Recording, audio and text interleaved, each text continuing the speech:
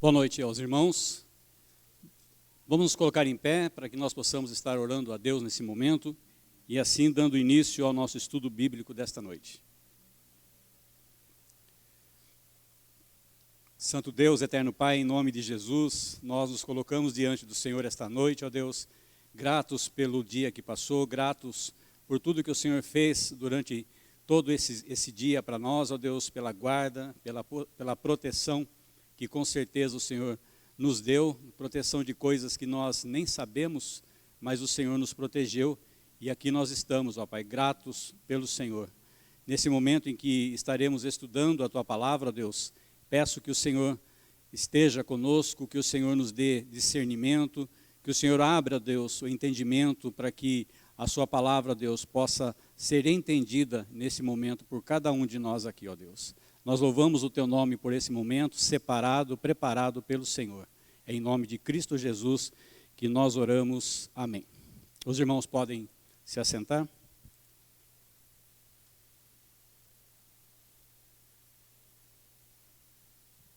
Meus irmãos, nós estaremos dando então continuidade à revista, onde o tema que nós estaremos desenvolvendo, os últimos dias segundo Jesus. O tema de hoje é a noiva para o noivo. Nós estaremos trabalhando com o texto de Mateus, no capítulo 25, versos de 1 a 13. E também, em algum momento, nós estaremos trabalhando com Apocalipse 21, 1 a 2. Mateus 25, 1 a 13 e Apocalipse 21, 1 a 2. Vamos ler então inicialmente a Mateus capítulo 25, versos de 1 a 13. Diz assim a palavra de Deus: Então o reino dos céus será semelhante a 10 virgens, que tomando as suas lâmpadas saíram a encontrar-se com o noivo. 5 dentre elas eram nécias e 5 prudentes. As nécias, ao tomarem as suas lâmpadas, não levaram azeite consigo. No entanto, as prudentes, além das lâmpadas, levaram azeite nas vasilhas. E tardando o noivo, foram todas tomadas de sono e adormeceram. Mas à meia-noite ouviu-se um grito: Eis o noivo, saí ao seu encontro. Então se levantaram todas aquelas virgens e prepararam as suas lâmpadas. As nécias disseram às prudentes: Dai-nos do vosso azeite, porque as nossas lâmpadas estão apagando. Mas as prudentes responderam: Não, para que não nos falte a nós e a vós outras, ide antes aos que o vendem e comprai-o.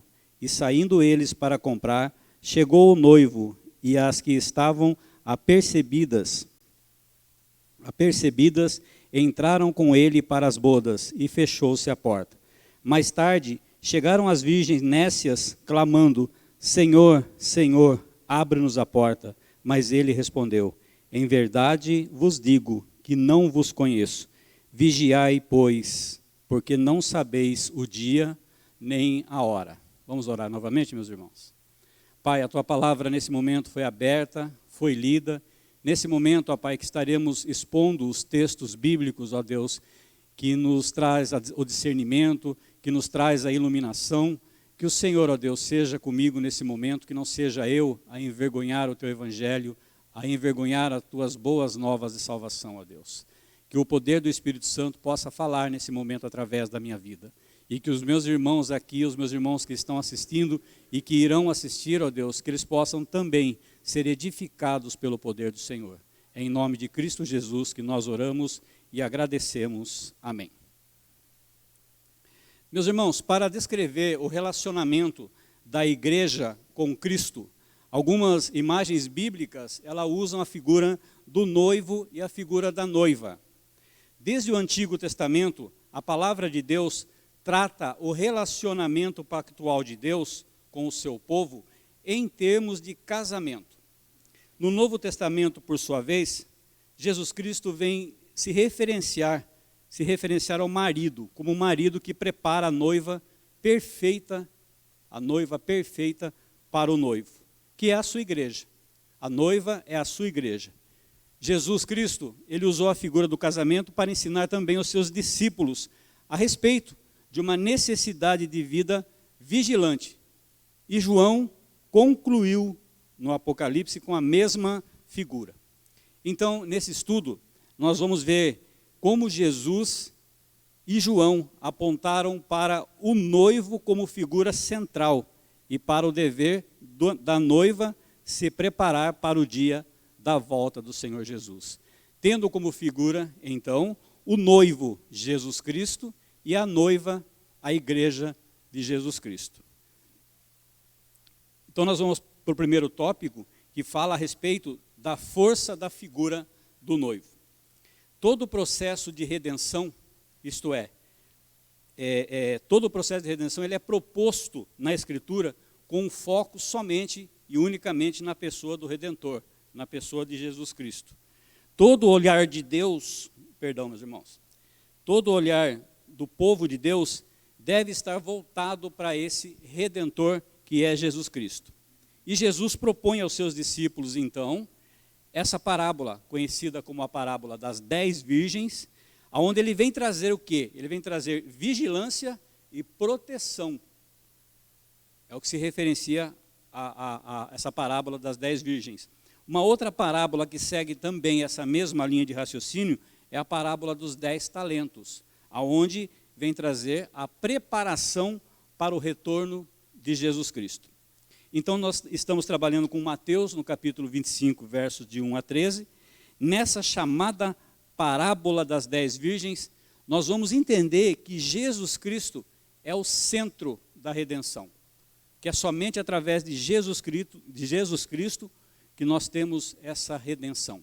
O noivo para a sua noiva, Jesus Cristo para a sua igreja. Acompanhem comigo então a leitura de Mateus no capítulo 25, no verso de número 1.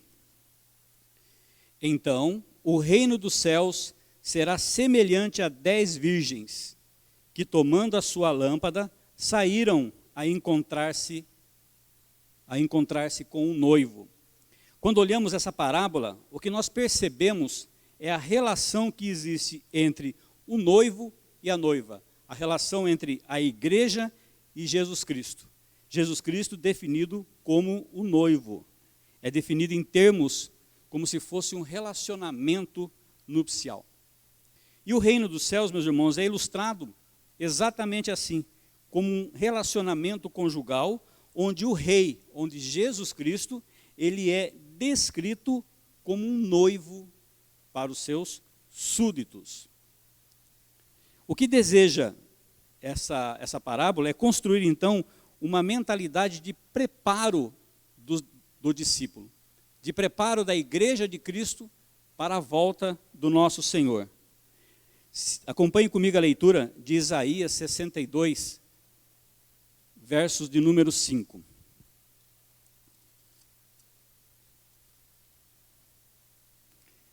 Isaías, capítulo 62, verso de número 5, diz assim: porque como o jovem desposa a donzela, assim teus filhos te desposarão a ti, como o noivo se alegra da noiva, assim de ti se alegrará o teu Deus.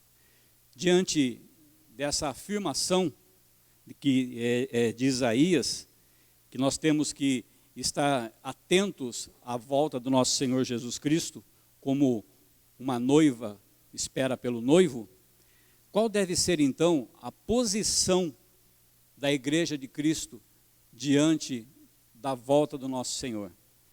Qual deve ser a posição nossa como cristãos diante da iminente volta de Jesus Cristo? Os irmãos podem me ajudar nesse ponto?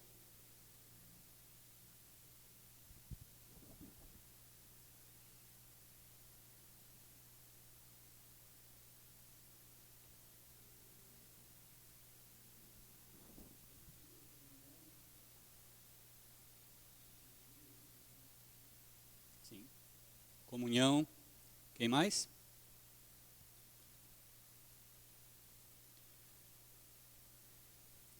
Se nós temos a esperança, a fé no retorno do nosso Salvador, Senhor Jesus Cristo, nós temos que viver em constante expectativa dessa chegada. expectativa da chegada do nosso Senhor, expectativa da volta do noivo para a sua igreja. Esse Jesus que é o centro motivador da redenção. O caminho da igreja deve ser um caminho de santidade, um caminho à busca pela santificação, vivendo, como colocou o seu Nelson, em comunhão. De que forma mais nós devemos viver? Esperando a volta de Cristo?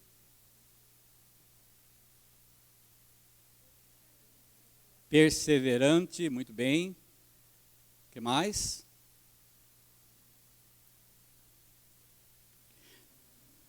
Cumprindo os mandamentos. Perseverança é uma palavra que nós devemos ter na nossa vida, porque no tempo que nós vivemos, a gente se abate muito, né? A gente se deixa levar, se deixa abater pelas circunstâncias da vida. Vivemos tempos aí que nunca vivemos, né? Pelo menos nesse século nosso, nós nunca vivemos, que é uma pandemia, e com isso mais as catástrofes e outras coisas que assolam aí o nosso mundo, né? E com isso, às vezes, a gente pensa, a gente para, e nós perdemos um pouco da nossa esperança, perdemos um pouco da nossa perseverança. Quando conversamos com outras pessoas, nós percebemos o abatimento das pessoas. Mas a nossa parte como igreja, que aguarda o noivo, que aguarda o retorno de Jesus Cristo, é exatamente trazer essa esperança na mente, na memória dessas pessoas. É trazer que Jesus Cristo é aquele que salva. Jesus Cristo é o Redentor. É perseverar no caminho da santidade, no caminho da santificação. Nós vemos um mundo tão perverso, sujeito a tantas coisas que parecem que não tem mais, que não é mais, as coisas não são mais erradas, o que era certo se tornou errado, o que era errado se tornou certo, não há mais discernimento das coisas, não há mais a Bíblia como regra de prática, como regra de fé. Isso para os cristãos, eu estou falando para os cristãos, porque o ímpio já não tinha mesmo isso. Então nós devemos, como igreja que está esperando a volta do Senhor, trazer essa esperança, trazer à mente dessas pessoas a esperança em Jesus Cristo. Mas esse texto também ele trata a figura do noivo e uma vida prudente. Porque nós vemos aqui o exemplo das virgens que são prudentes e das virgens que são nécias.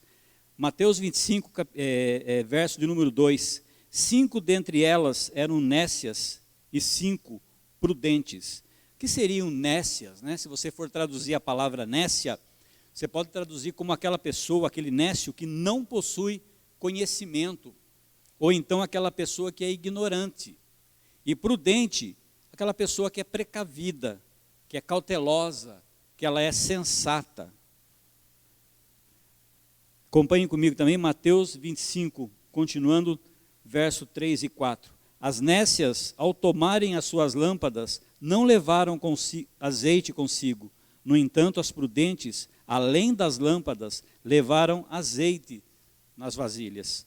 Então vejam a diferença que existe entre o prudente e a nécia. A nécia não se preocupa. A pessoa nécia, ela não se preocupa. É como vivem as pessoas no mundo de hoje. É como vivem as pessoas ignorantes no mundo de hoje. Alguns até dizem que tem hora que é melhor ser ignorante que sofre menos. Os irmãos já ouviram falar disso? Tem um pouco de verdade no meu entendimento, tem um pouco de verdade. Mas você viver na ignorância é você viver num desconhecimento. E tem consequência. O problema da ignorância não é você viver na sua ignorância. O problema da ignorância é a consequência. Vou dar um exemplo bem prático e bem chulo mesmo, coisa que a gente vive no mundo hoje de informática e tudo mais, né? Enquanto várias pessoas elas ficam procurando pagar suas contas, muitas vezes, fila de banco, fila de lotérica, fila disso, fila daquilo, ela pode baixar simplesmente um aplicativo e pagar suas contas por ali, evitando o contato, evitando, nessa época de coronavírus e tudo mais, evitando filas, né? Só que por desconhecimento e às vezes por ignorância, elas não baixam, elas não querem saber. Eu não estou defendendo aqui que o aplicativo tem que ser baixado ou não, e nem que as pessoas têm que deixar de pagar suas contas dessa forma ou não. É só um comparativo. Mas existe a consequência. Qual é a consequência nesse caso? Ela vai ter que sair da casa dela, vai ter que encarar tudo isso que eu falei, correndo um risco lá fora. Agora, na Bíblia, a ignorância na palavra de Deus, a consequência é muito grande. Porque envolve a salvação eterna. Envolve a vinda de Jesus Cristo, a vinda do noivo. E nós não podemos ser pegos despreparados. Nós não podemos ser pegos vivendo de qualquer forma. Mateus 25, 3 e 4, então, meus irmãos, esse grupo, eles são definidos pelo modo como eles se preparam para a chegada do noivo. O modo que a noiva, o modo que a igreja se prepara para receber o noivo. Alguns de modo nécios e outros de modo prudente. Continuando, Mateus 25, de 4 a 9 agora. No entanto, as prudentes, além das lâmpadas, levaram azeite nas vasilhas, e tardando o noivo, foram todas tomadas de sono e adormeceram. Mas à meia-noite ouviu-se um grito: eis o noivo, saí ao seu encontro. Então se levantaram todas aquelas virgens e prepararam as suas lâmpadas. E as nécias disseram às prudentes: dai-nos do vosso azeite, porque as nossas lâmpadas estão se apagando. Mas as prudentes responderam: não, para que não nos falte, e a nós e a vós outras, ide antes aos que vendem e comprai-o. As noivas prudentes, elas são chamadas assim, porque não somente elas tinham o azeite, elas estavam preparadas para a possibilidade de precisar, mas elas se prepararam para a possibilidade de manter aceso, de manter a chama acesa por mais tempo, caso se alongasse a chegada do noivo. E a nossa preparação deve ser dessa forma. Nós temos que ter a nossa vasilha cheia. Nós temos que ter a nossa vida preparada para a volta do Senhor, porque nós não sabemos se isso tarda ou se isso não tarda. Nós não sabemos se Jesus Cristo volta daqui a pouco, ou se Ele volta amanhã, ou quando Ele volta, nós não sabemos. Mas nós temos que estar preparados com a nossa vida trilhando no caminho da santificação em Cristo Jesus, tendo a perspectiva, tendo a esperança principalmente nesse Cristo. A esperança de que esse Jesus, Ele vai voltar. A certeza de que esse Jesus vai voltar. Mas a gente está falando a respeito de vida prudente, mas o que é ter uma vida prudente? Como que nós podemos definir uma vida prudente diante de Deus e preparado para a volta de Cristo? Me ajudem mais uma vez, meus irmãos.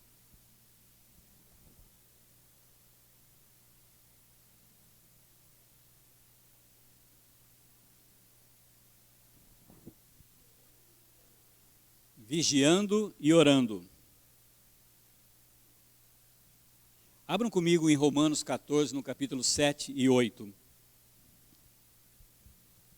Romanos capítulo 14, versos 7 e 8.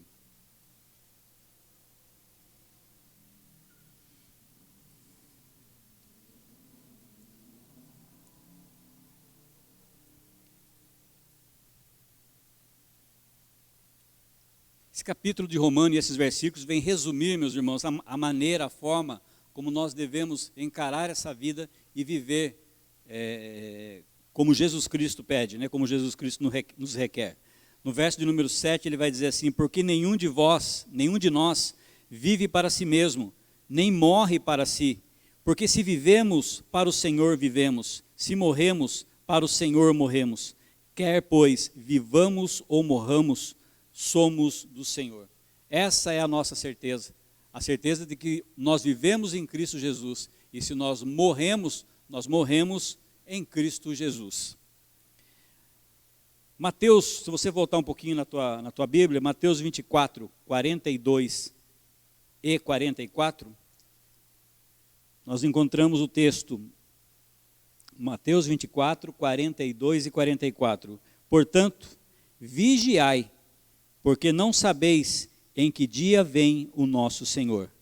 E o 44, por isso, ficai também vós apercebidos, porque a hora em que não cuidais, o Filho do Homem virá. Viver em constante oração. Como disse a nossa irmã Luísa, vigiai e orai. Essa é a maneira como o povo de Deus deve viver nesse tempo, em todo o tempo, mesmo diante de desesperanças que nós encontramos, nós temos que levar essa esperança para as pessoas que estão em desespero nesse mundo. A vida cristã, meus irmãos, é totalmente baseada no amor ao próximo. Mas nós vamos ver aqui a figura do noivo sendo prioridade. Sendo prioridade. Se você ler, não precisa abrir, mas se você ler em Mateus, no capítulo 22, verso 39, você vai encontrar assim, o segundo, que é o segundo, né, que é o mandamento. Semelhante a este é, amarás o teu próximo como a ti mesmo. O mandamento, então, é que nós amemos o próximo como a nós mesmos. A figura do próximo, ela está sendo colocada aí de uma forma importante. Mas nós vamos ver agora que a figura do noivo, ela tem prioridade até sobre isso. Acompanhe novamente Mateus 25, de 8 a 10.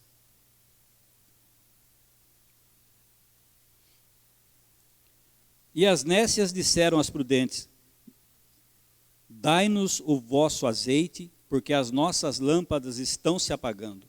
Mas as prudentes responderam, não, para que não nos falte a nós e a vós outras. Ide antes aos que vendem e comprai-o. Isso significa, elas poderiam ter dado esse azeite para essas virgens nécias? Poderia. Só que aqui está sendo colocado o quê? Que a figura de Jesus Cristo, a volta de Jesus Cristo, o Redentor, é mais importante do que essa situação que vivida aqui. É mais importante. E que lá na frente, eles repartiriam esse azeite. Mas naquele momento não. Naquele momento a pessoa prudente, o prudente, aquele que se preocupou com a vida que ele poderia ter, que ele tem diante de Cristo, ele tem a prioridade porque ele reconhece a Cristo como noivo que virá, como Redentor que virá. Em Filipenses, no capítulo 2, no versos 3 e 4, nós vamos encontrar assim, nada façais por partidarismo ou vanglória, mas por humildade, considerando cada um os outros superiores a si. Não tenha cada um em vista o que é propriamente seu, senão também cada qual o que é dos outros. É o mesmo princípio. Amai uns aos outros. Mas a figura de Cristo, o Redentor, ela tem prioridade até sobre esse amar uns aos outros. Mateus 25, 8 a 9. Já foi lido. A prioridade da vida cristã é Cristo. Em Filipenses nós encontramos, mas o que para mim era lucro, isso considerei por causa de Cristo. Tudo que na nossa vida parece lucro, tudo que na nossa vida parece importante, parece proveitoso, Cristo tem prioridade sobre tudo. A figura de Jesus Cristo, nosso Senhor, ele tem a prioridade sobre tudo e sobre todos. É Ele que comanda as nossas escolhas, é Ele que comanda todos os níveis da nossa vida, é Ele que comanda a nossa esperança, é Ele que comanda a nossa sabedoria, aqueles que são sábios diante de Deus, é Cristo quem comanda. Vamos abrir a palavra de Deus lá, Mateus 19, 29.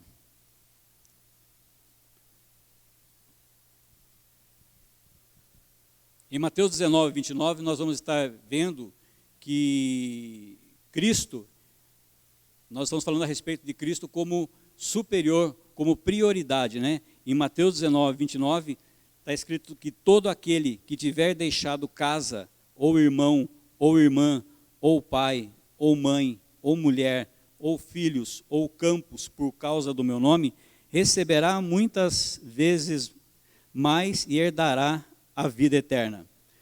O noivo é aquele que pede que amemos uns aos outros, mas Cristo, ele é soberano sobre os outros. A figura de Cristo é a prioridade das nossas vidas. Se nós tivermos Cristo como prioridade, nós amaremos o nosso próximo. Se nós tivermos Cristo como prioridade e seguirmos os seus mandamentos, com certeza nós nos preocuparemos com as pessoas que se encontram perdidas no mundo, ou nós nos preocuparemos com os nossos irmãos que estão afastados do nosso convívio, afastados da igreja. Cristo primeiramente, porque às vezes a gente pensa, eu não vou conversar com o irmão, eu não vou procurar, porque isso, porque aquilo. Mas se você colocar no seu coração a figura de Cristo, o mandamento de Cristo, é o que importa e é o que nós temos que fazer. Levar esperança para essas pessoas, mesmo que nós não, no nosso coração a gente não queira levar. Mas nós temos que seguir esse mandamento de Cristo. Não deixar nunca, não cessar nunca de falar dessa palavra, de falar do evangelho da salvação para todas as pessoas. Em especial para as pessoas que estão afastadas da igreja. Especial por que eu digo especial? Porque eram pessoas que estavam no convívio nosso, muitas vezes, ou de outras igrejas, e que não estão mais.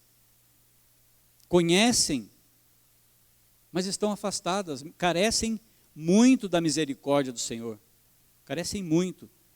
As pessoas que não conhecem também do Evangelho, elas precisam de misericórdia, com certeza. Mas é mais fácil para cada um de nós, meus irmãos, com certeza, nós falarmos de Cristo para as pessoas que estão no mundo lá fora e que não conhecem a Jesus, do que nós falarmos para o nosso irmão, que está do nosso lado e que está caído e que está em pecado. Pelo menos essa é a minha dificuldade. A dos irmãos eu não sei, mas você ter que falar, você ter que trazer uma pessoa que tem conhecimento para a palavra, de volta para a palavra, eu creio que é um pouco mais difícil. É um pouco mais difícil. Mas nós temos que fazer, nós temos que estar à frente e fazer. O noivo é que pede para que amemos uns aos outros. É Cristo que nos pede isso. E a proposta da parábola das 10 virgens, meus irmãos, é deixar bem claro para que nós vivamos sim em amor uns para com os outros, mas nós temos que ter o fator principal, que é a espera por esse noivo, que é a espera por Jesus Cristo. Na verdade, o amor é como parte de uma roupa que vestimos na expectativa da chegada do noivo. É a preparação que nós temos, é a preparação que a igreja tem para o retorno de Jesus Cristo. É como a noiva que se veste esperando o noivo. E toda aquela roupagem nós podemos trazer para o nosso conceito de santidade, de amor, de esperança diante de Cristo. Mas além de tudo isso, nós temos também na parábola das 10 virgens que é necessário uma igreja transformada. É necessário que a igreja esteja transformada. Nós vimos até aqui a ideia de que a noiva responde ao noivo com um comportamento que seja compatível com a espera da chegada. O que isso significa? Que nós vimos até aqui como nós devemos viver diante de Cristo, diante de Deus, aguardando o retorno desse Cristo que voltará e que nos levará para as regiões celestes, que nos levará para a vida eterna. Agora nós vamos ver que a igreja, ela tem que ser transformada. Em certo sentido, nós vemos que a igreja tem ênfase e tem responsabilidade.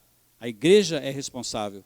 Vamos considerar então a preparação da noiva como um ato deliberado de Deus, do Pai, e que Deus deseja com essa preparação presentear ao Filho, que é Jesus Cristo, que é o nosso Salvador, que é aquele que veio ao mundo, foi pregado numa cruz, morreu pelos nossos pecados, ressuscitou.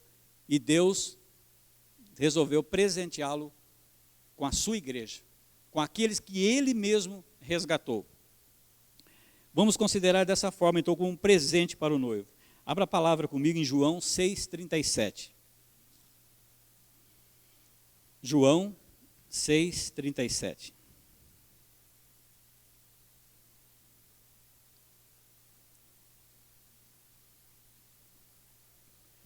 Diz assim a palavra: todo aquele que o Pai me dá, esse virá a mim, e o que vem a mim, de modo nenhum o lançarei fora. Essa relação entre Cristo e a igreja, entre Cristo e aqueles que ele salvou, é antes de tudo fruto da vontade de Deus, da vontade do Pai, da idealização de Deus antes da fundação do mundo. Em Romanos 8:29, se você puder abrir,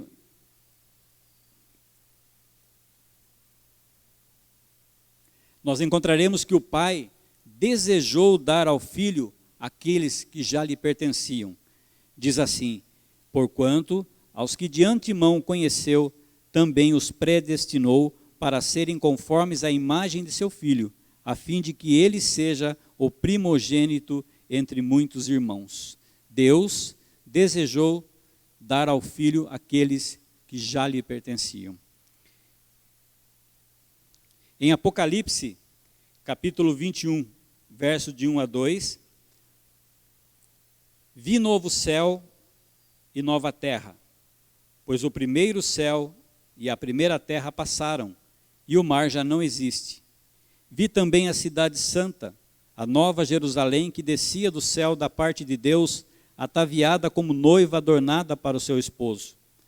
Com essa expressão, meus irmãos, João se refere à igreja que foi preparada para ser entregue eternamente desposada pelo noivo. A transformação da igreja não é apenas uma dádiva de Deus, mas é uma adequação da igreja para desposar do noivo. A igreja tem que ser transformada. Igreja que não é transformada, ela não seguirá diante de Deus. Jesus Cristo não salvará uma igreja que não for transformada por Ele mesmo. Então, se nós não vivemos uma vida de santificação diante do Senhor, crendo no nosso Salvador, crendo em Jesus Cristo, a palavra de Cristo será para essas pessoas: nunca vos conheci. Nós já estudamos a respeito de falsos ensinos, de falsos mestres, pessoas que ensinam tudo isso de forma diferente, ensinam que você pode e deve viver da forma como lhe agrada, da forma como lhe apraz, e tudo isso está certo.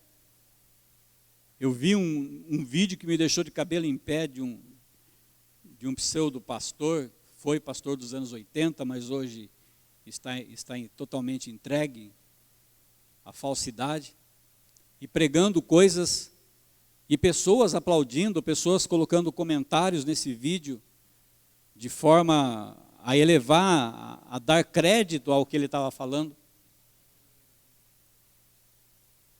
Tudo isso, diante de Cristo, não significa nada. Se não houver mudança de vida desse pseudo pastor, no juízo final ele vai receber essa palavra de Cristo: afastai-vos de mim, nunca vos conheci.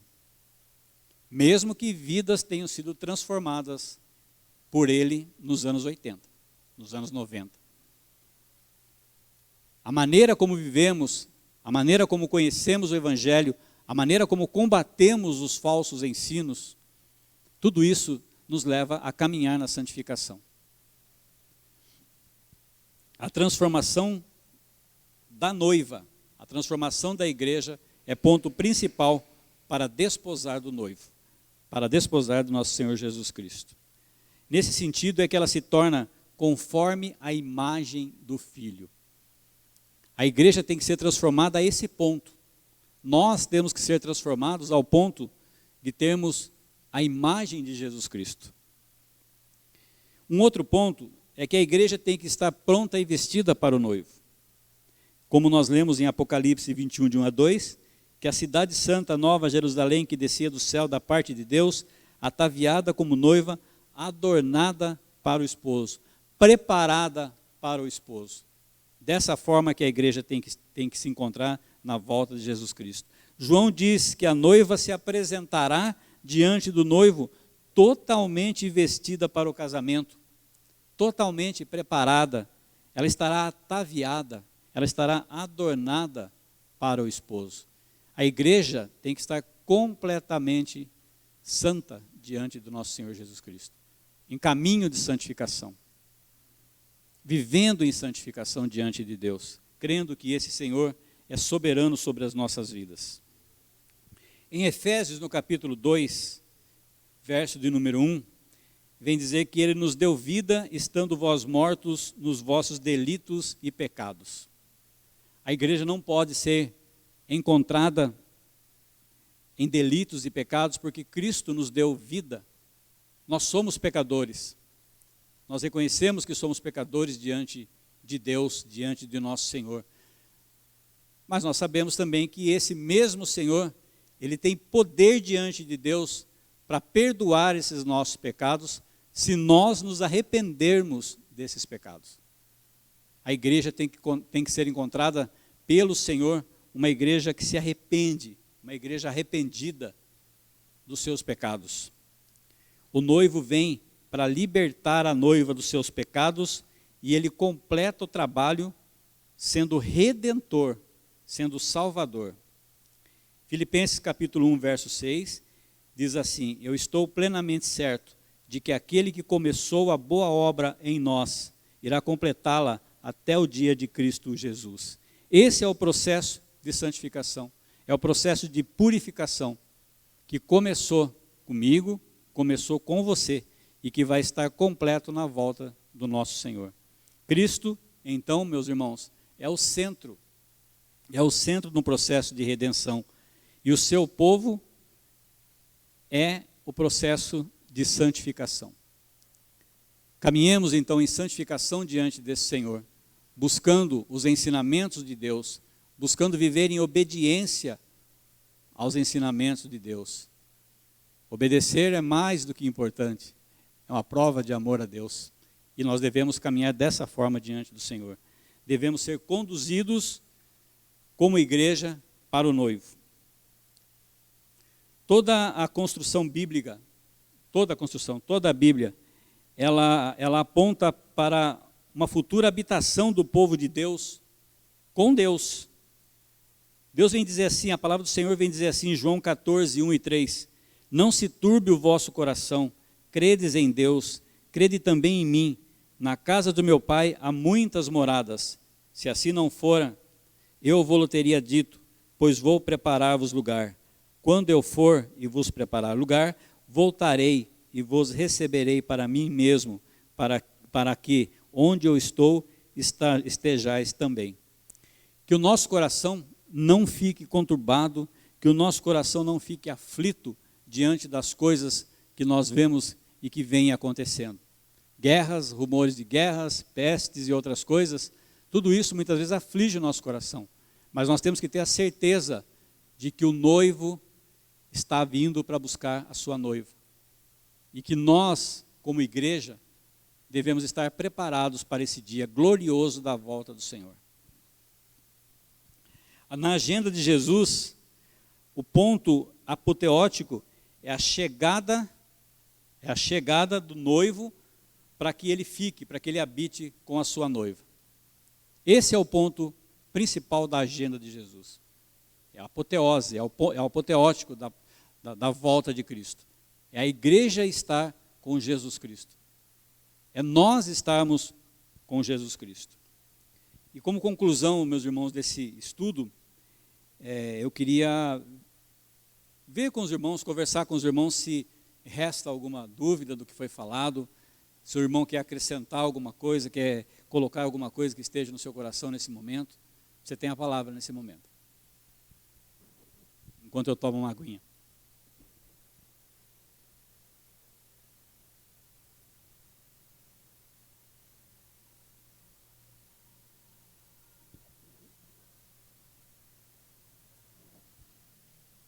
Meus Meus irmãos, nós estamos em estudo bíblico, então os irmãos que estão acompanhando na internet não tem como, né? Mas os irmãos que estão aqui, se restam, se tem dúvida, podem, né? Nenhuma. Do que foi falado aqui, ficou bem claro para os irmãos?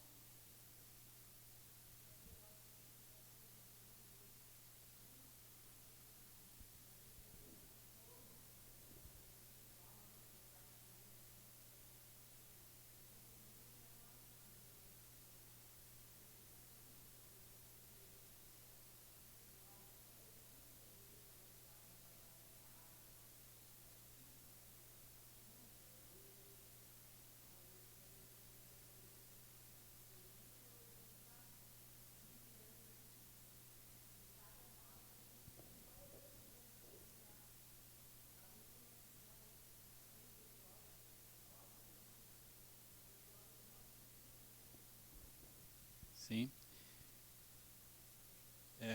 É realmente isso, a igreja passa por essas provações e às vezes pelo declínio espiritual mesmo.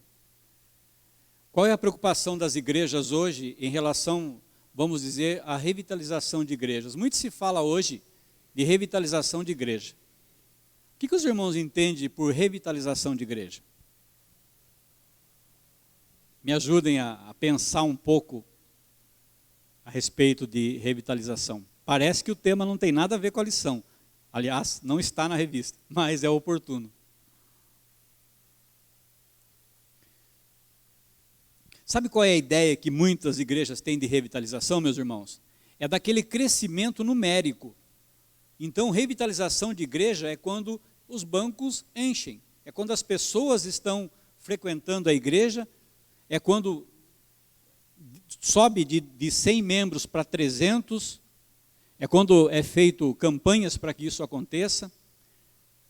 Esse é um exemplo de revitalização de igreja que é colocado, que está sendo colocado no mundo lá fora, né, pelas igrejas. Não se preocupando, como a nossa irmã disse, a respeito da revitalização espiritual. Não se preocupando em dar a verdadeira palavra para os irmãos, o verdadeiro ensino, não somente encher o ego dos irmãos, não somente falar aquilo que é agradável, mas também falar para os irmãos a respeito de pecado, a respeito de arrependimento, a respeito de salvação. Isso é a verdadeira revitalização de igreja.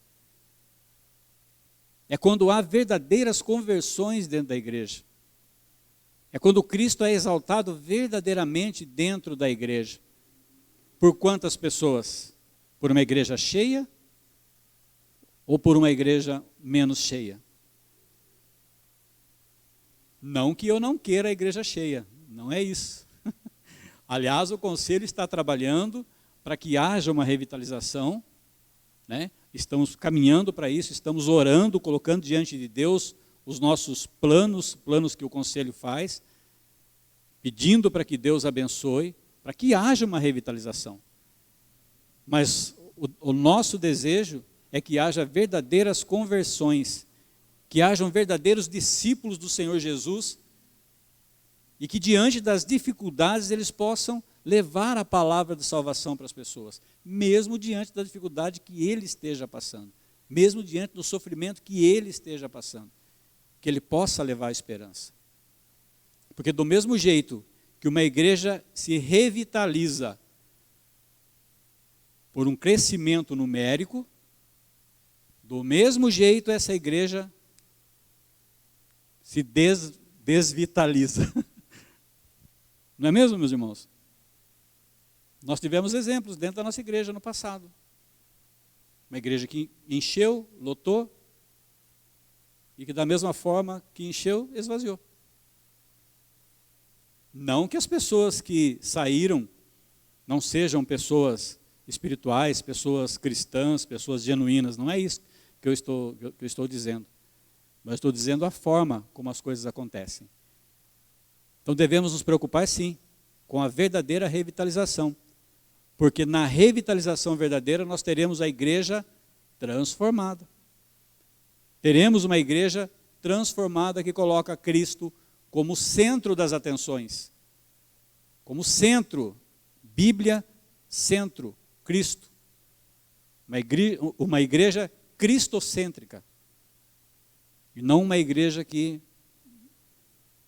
eu só fico porque se fizer a minha vontade, né? A vontade do homem. Mais alguma consideração, meus irmãos?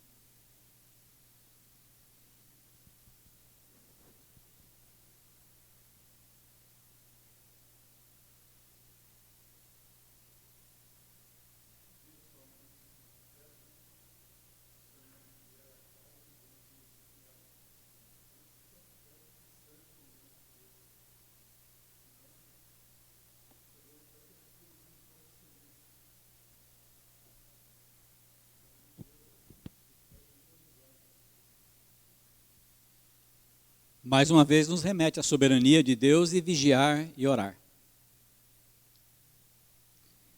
Mais alguma consideração?